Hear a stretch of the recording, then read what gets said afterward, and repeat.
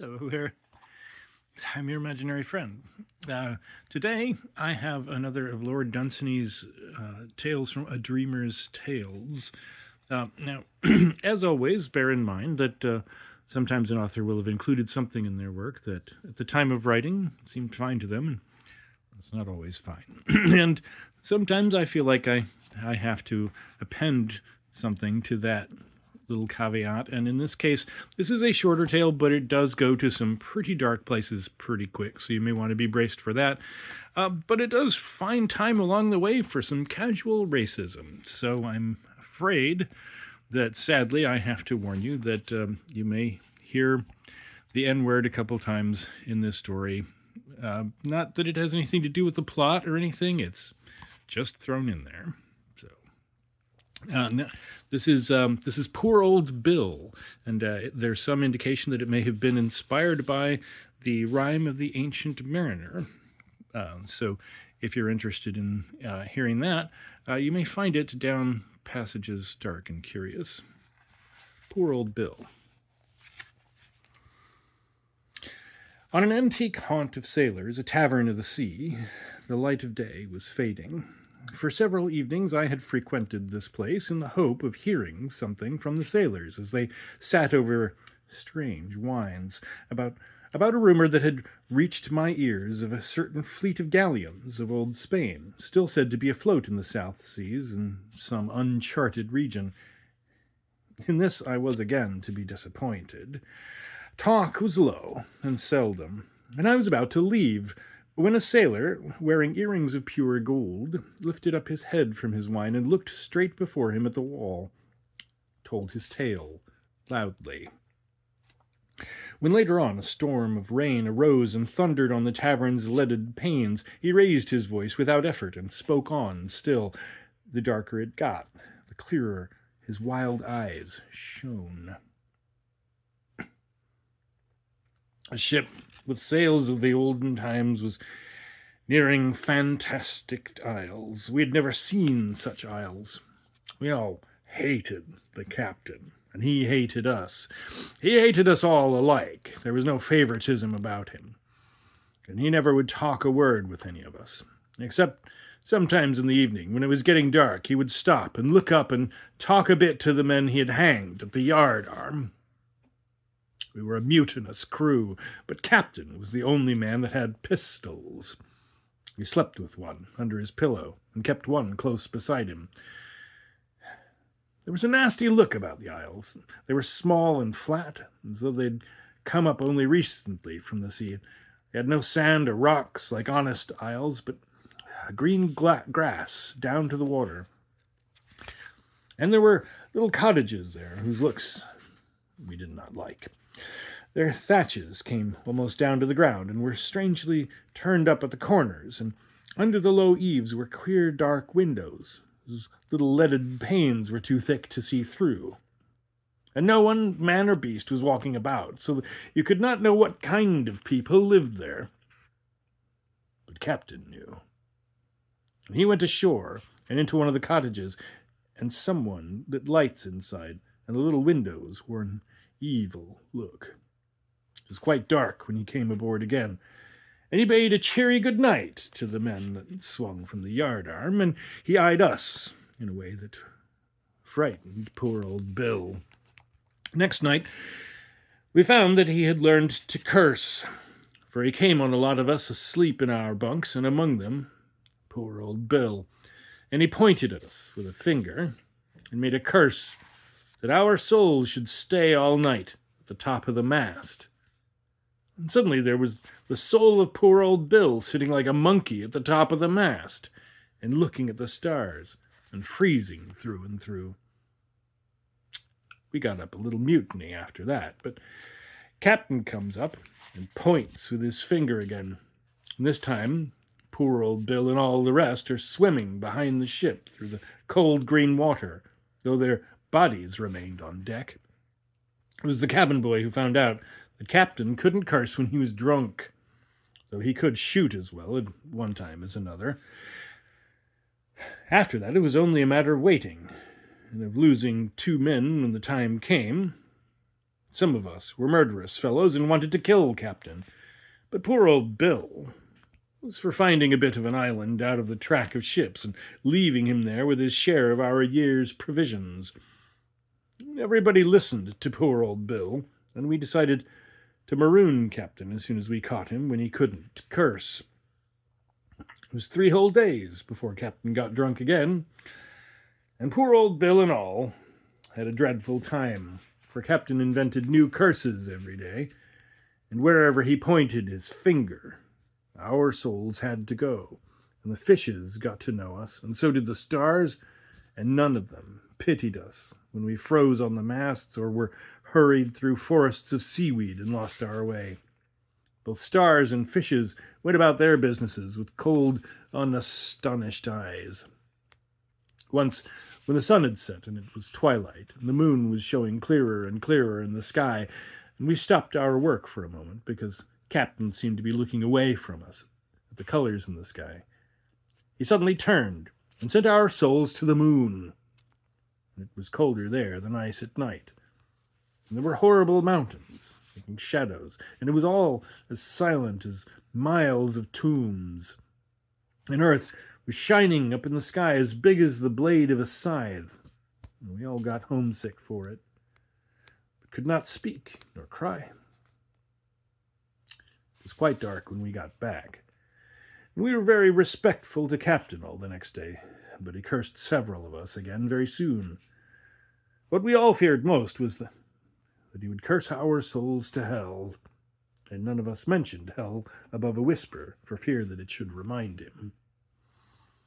But on the 3rd evening, the cabin boy came and told us that Captain was drunk, and we all went to his cabin and found him lying there across his bunk. He shot as he had never shot before, but he had no more than the 2 pistols, and he would only have killed 2 men if he hadn't caught Joe over the head with the end of one of the pistols.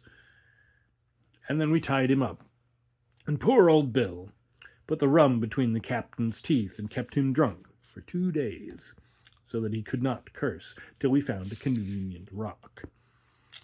And before sunset of the 2nd day, we found a nice bare island for Captain, out of the track of ships, about 100 yards long and about 80 wide. We rowed him along to it in a little boat and gave him provisions for a year, the same as we had ourselves, because poor old Bill wanted to be fair.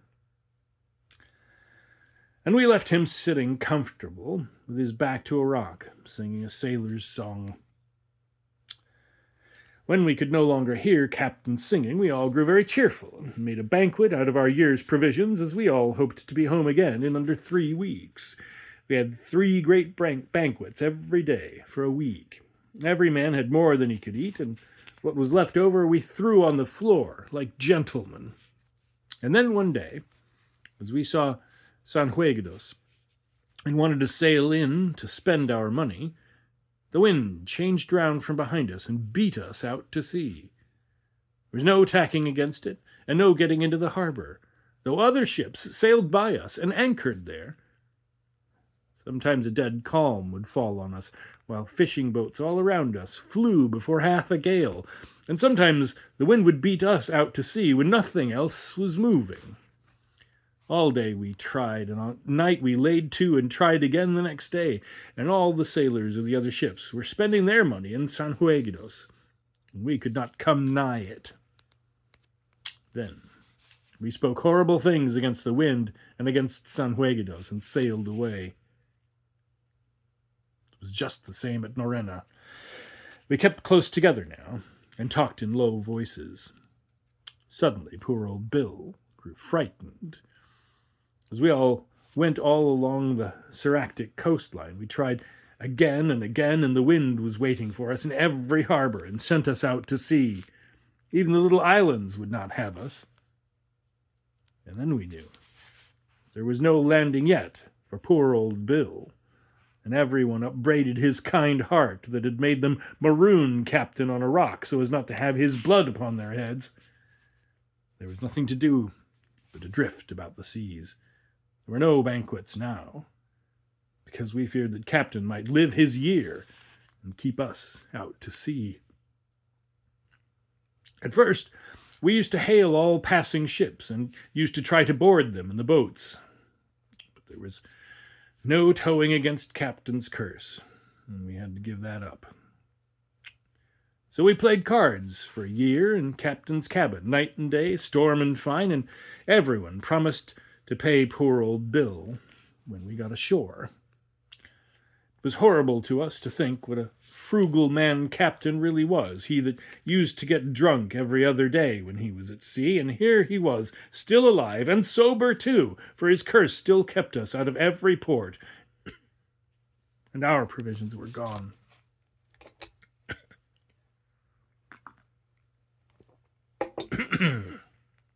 Well, it came to drawing lots, and Jim was the unlucky one. Jim only kept us about 3 days, and then we drew lots again, and this time it was the nigger. The nigger didn't keep us any longer, and we drew again, and this time it was Charlie. And still Captain was alive. As we got fewer, one of us kept us longer and longer a mate used to last us, and we all wondered however Captain did it. It was 5 weeks over the year when we drew Mike, and he kept us for a week.